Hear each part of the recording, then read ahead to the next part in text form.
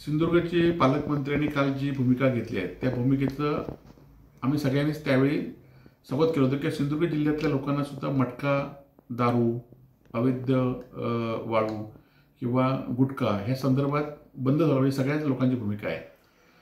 परंतु पालकमंत्री ज्या आवेशाने तिथे बोलत होते आणि त्यानंतर पोलिसांना बोलवून त्यांनी कारवाई करायला सांगितली आणि हे आरोपी अवघ्या 2 तासात सुटले आणि त्यामुळे निश्चित ही कारवाई कशासाठी होती असा प्रश्न सिंधुदुर्ग जिल्ह्याच्या जनतेमध्ये आणि आमच्या मनामध्ये आहे.